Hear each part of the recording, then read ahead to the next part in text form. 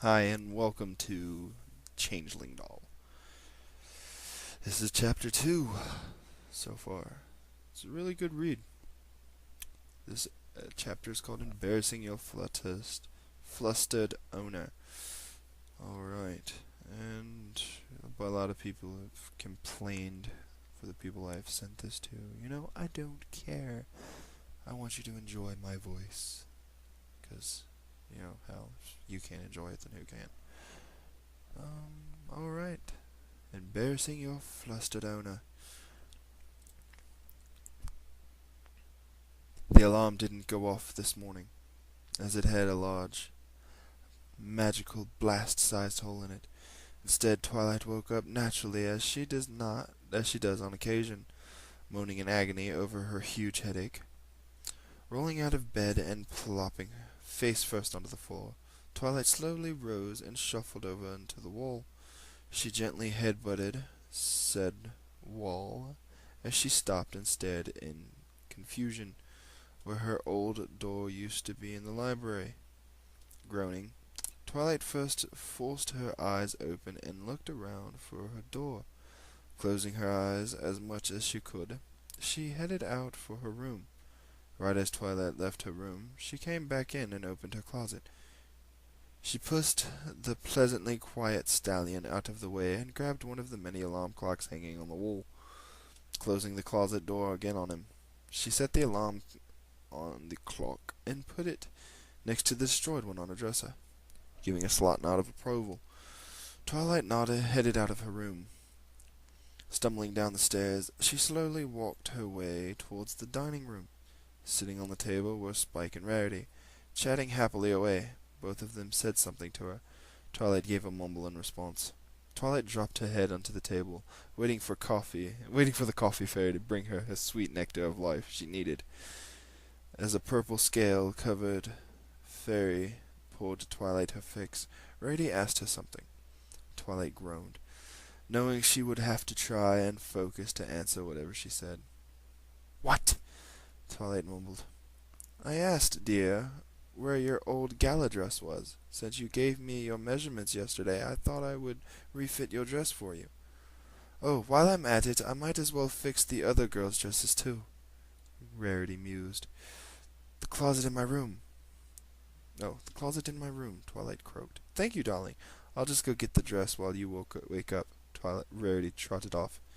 The coffee fairy placed a much-needed elixir down in front of her, inhaling the lovely bittersweet of the black magic. Twilight raised the cup of joe to her lips and took a large swig. She revealed it in the she re- reviled in the burning sensation sliding down her throat. With a pleased sigh, Twilight sat back and let her mind slowly turn. Ah! Spike didn't even flinch from Twilight's scream. He didn't even stop eating his lunch. Some mornings were like this with her. Twilight somehow managed to trip and tumble up the stairs, ignoring her aching wing and hoof. She scrambled into her room as Rarity turned the knob at the closet door. As Twilight headbutted her out of the way, Rarity froze and took her disheveled appearance. "Twilight, what? Why were you looking in my closet?"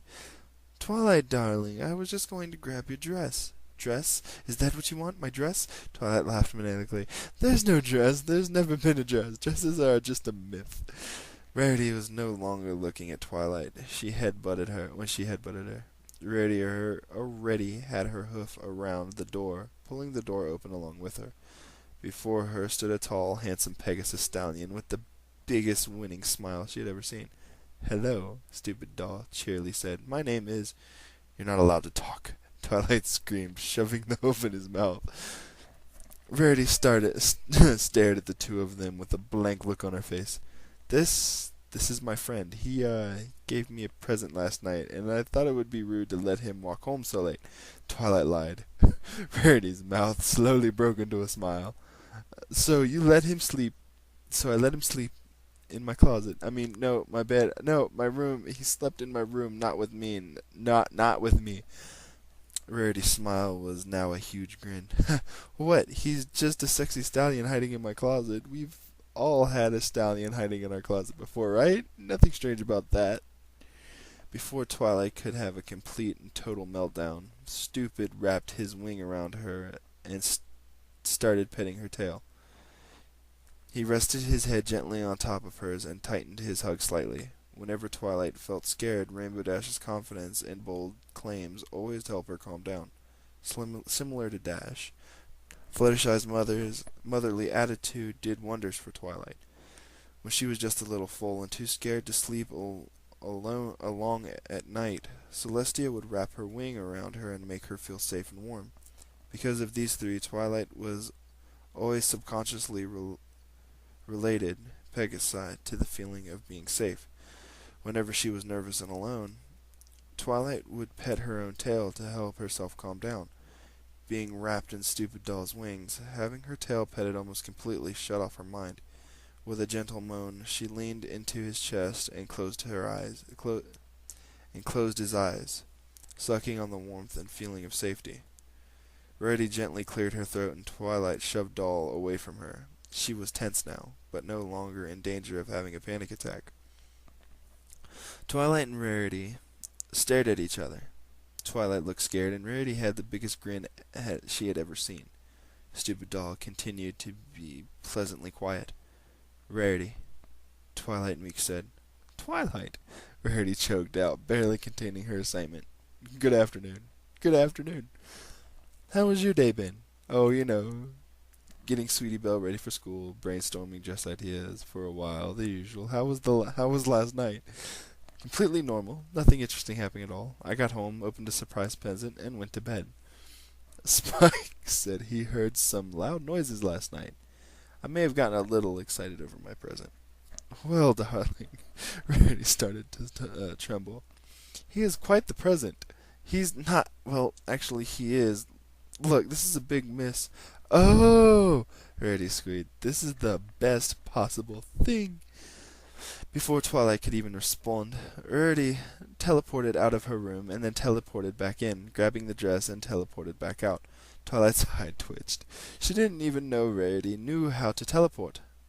Then again, considering how many horrible threats they faced in the past, her wanting to learn how to teleport isn't all that unbelievable. Twilight groaned and collapsed against the closet thing, which happened to be Stupid Doll. Stupid resumed his hug and petting her tail. She glared at him and opened her mouth to protest, but decided it wasn't worth it, because this was doing wonders for her stress. I hate you, Twilight butted and started Doll.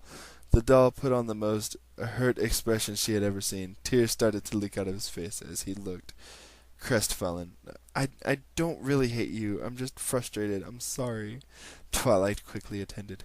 Stupid Doll looked relieved and gave her a quick nuzzle, causing Twilight to start feeling uncomfortably warm. Twilight gave a sigh of relief and stopped. Why did she apologize? It was a doll. Wait, no. It was a changeling pretending to be a doll, and Twilight just hasn't proven it yet. This thing was trying to play her for a fool. Twilight rose up with a determined look on her face. It's time to show this doll was a fake. Alrighty. So, hold on. This is weird. Oh, my eyes are hurting. Alright, so we'll stop here. And, yeah, we'll continue with, part 4 here in a little bit. I know I said I, can do this. It's getting hard to read. Plus, yeah. Alright. Thank you for listening to me read about Twilight's secret lover. Thank you for watching, reading, and enjoying my voice. I hope you all enjoy the rest of your time. Later.